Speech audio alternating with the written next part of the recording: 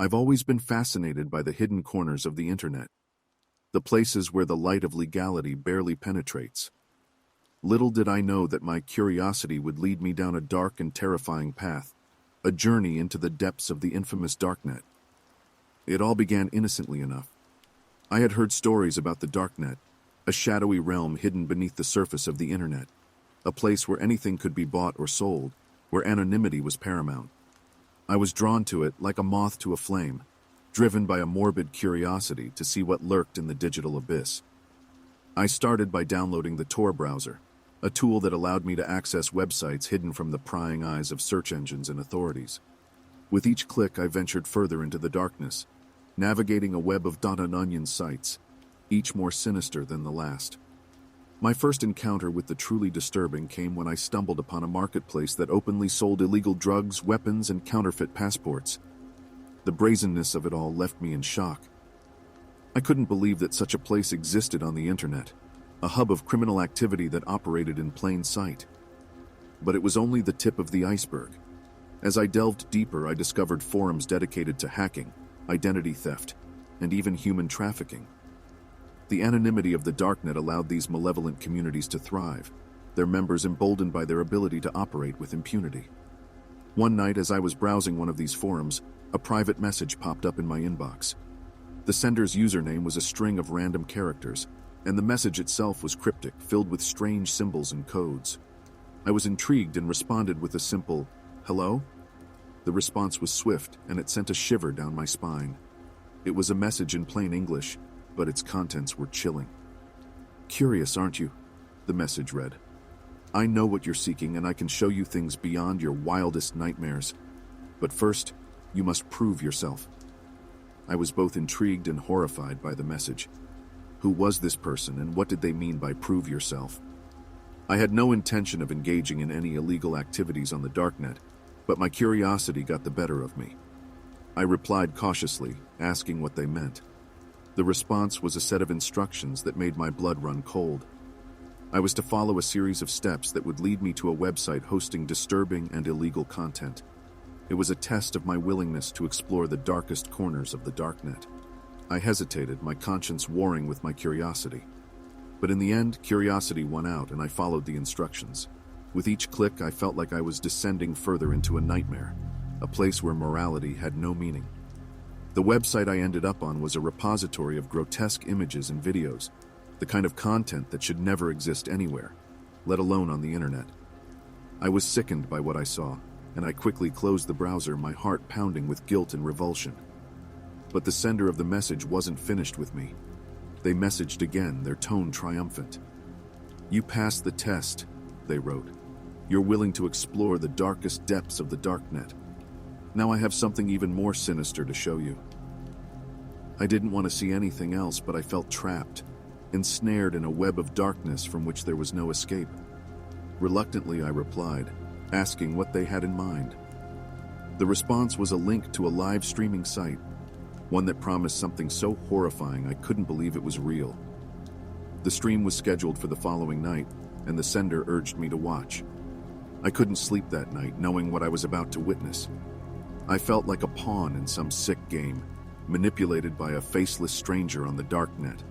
But my curiosity, my morbid fascination, compelled me to log in and watch the stream. The stream began, and what I saw was beyond my worst nightmares. It was a live broadcast of a dark, windowless room, illuminated only by the dim glow of a single flickering light bulb. In the center of the room was a table, and on the table lay a bound and gagged person, their identity concealed by a hood. My heart raced as I watched in horror. The person on the table was being tortured, subjected to unspeakable acts of cruelty by a masked assailant. I couldn't tear my eyes away from the screen, even as my stomach churned and bile rose in my throat. The chat room accompanying the stream was filled with a sickening chorus of cheers and encouragement from viewers, their comments a testament to the depravity of the Darknet's denizens. I couldn't believe what I was witnessing, and I felt sickened by my own complicity in it. I wanted to turn away, to close the browser and erase the images from my mind, but I was paralyzed by a sick fascination and a morbid curiosity to see how it would end. And then, the unthinkable happened. The assailant removed. The hood from the victim's head revealing their face. It was a face I recognized, a face I had seen before on the news. It was a missing person, someone who had disappeared without a trace, their fate a mystery. Seeing that familiar face filled me with a sense of dread and horror. I realized that I was not just a passive observer. I was complicit in a heinous crime, a witness to the torture and likely murder of an innocent person. I couldn't take it any longer. I closed the browser and disconnected from the darknet, my heart pounding with guilt and fear. I knew I had to do something, to report what I had seen to the authorities, but I was terrified of the consequences. As I grappled with my own complicity and guilt, I received another message from the sender. "You've seen the truth now," they wrote. "You're one of us." I didn't respond. I couldn't. I knew I had crossed a line, ventured into a realm of darkness that I could never escape. The darknet had revealed its true nature to me, and it was a place of unspeakable horrors and moral decay. I reported what I had seen to the police, providing them with all the information I had about the sender of the messages and the live stream. But I knew that the darknet was a place where anonymity reigned, where the boundaries between right and wrong had been obliterated. The police launched an investigation, but the trail quickly went cold. The sender of the messages had covered their tracks well, and the live streaming site was hosted on a server located in a jurisdiction that made it nearly impossible to trace. In the end, I was left with a profound sense of guilt and a haunting realization that the darknet was a realm of true darkness, a place where the worst aspects of humanity festered and thrived. Simon says, "Don't click this, they're watching." My cursor hovered over the link. I read those words again and contemplated the consequences for a mere 5 seconds before I smirked and then shrugged. Simon doesn't tell me what to do, and whoever the heck is watching isn't going to find me anyways. I wasn't any stranger to the dark web, and I was highly protected. Equipped with the Tor browser, an encrypted hard drive, and a proxy that covered my tracks better than almost any other VPN, I felt like everything was sealed pretty airtight. I knew the link was probably just some silly clickbait, but it worked. I was instantly intrigued. Click. The first thing that popped up on my screen was strange to say the least. A kaleidoscope of colors danced and weaved and exploded across the screen in a medley of patterns and shapes. I was completely mesmerized. A small rivulet of blood began to seep from my nose, before my attention quickly shifted to the pool of crimson that was starting to sink into my sweatpants. I cursed under my breath, bolting to the bathroom, and swiped as much of it as I could from my sweats. Luckily, these were old. Once the last of the blood was rinsed from my face, I settled back into my computer chair and crossed my arms. Relief settled over me when I noticed that the dizzying colors had subsided. I don't know what the heck that was all about, but surely it was just a coincidence. The screen in front of me now was pitch black except for a white blinking cursor. I curiously watched as words started to appear. Simon said not to click the link. "They're watching you now." With a roll of my eyes, I moved my fingers over to the keyboard and began to type. "Yeah? Well, tell Simon he can kiss my..." Before I could even finish typing my sentence, though, I froze. My fingers crawled away from the keyboard. What the... Hello, 239.2.24.166. Simon would like to play a game. If you win, he will let you go, but if you lose, there will be... consequences. A nervous laugh bubbled up from within me as I anxiously scratched the back of my neck. How in the world were they able to pull my IP that should have been nearly impossible? I took every precaution. My fingers inched towards the plug at the back of my computer. Whatever this was, it wasn't funny anymore. I didn't want to play any kind of game. Simon says you shouldn't do that. My hand hovered in midair as I looked at the words blinking back at me. Fine, I thought. I'll play his stupid game. Fine, I'll play. Excellent. Follow Simon's instructions and you'll win. Follow any other instructions but his and the consequences will be dire. He was going to have me play a stupid child's game? What kind of idiot did he think I was? I shoved my anger aside, staring at the screen for a second before typing. Sure. Simon says, cut off your right pinky finger. Startled at the command, I pushed my chair back from the computer. What the actual? Simon says he will not ask again. Cut off your right pinky finger or someone close to you will lose one. There was no way they even knew any of my family members. My parents lived in a whole other state, and even then they lived way out in the country.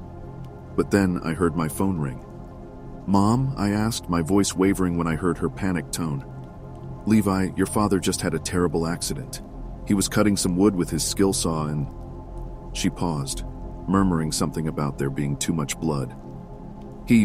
Somehow he sliced off his pinky finger. "What? Is he..." "We'll have to give you a call back. We just got to the emergency room." My fingers twitched as the phone fell from my grasp, my eyes widening as I stared back at the computer screen. Something about this was very wrong. There was no way in hell this was a coincidence. "Simon has 3 more orders for you. Follow them closely, and the game will be over." A few agonizing seconds passed before my next command came. "Simon says, bring your waffle maker back here, plug it in and turn it on." Fear coursed through me, crawling into my lungs and holding my breaths captive. What kind of twisted game was this? I'd learned my lesson though, so I scrambled to the kitchen to grab my waffle maker. If I learned one thing, it was that Simon was not patient, and he definitely wasn't joking around. Sweat dripped down the side of my face as my fingers shakily plugged the waffle maker into the wall and turned it on. I knew that whatever command I was given next was going to be awful, and I was dreading the next message. "Simon says..." My heart thrummed in my chest wildly as I watched the typing bubbles. Sharp, ragged breaths flew past my lips as I waited. The anticipation was killing me. The bubbles stopped, and then the next command appeared. "Open up your waffle maker and make sure it is hot." I nodded, prying open the lid and cautiously waving my hand over the griddle before I typed back, "It's hot." I waited for my last command, hoping that it wasn't going to ask me to do what I... With a shaky hand, I hesitated before thinking about my dad. If I waited too long, maybe something would happen to my mom or my little sister. It felt like I was trapped.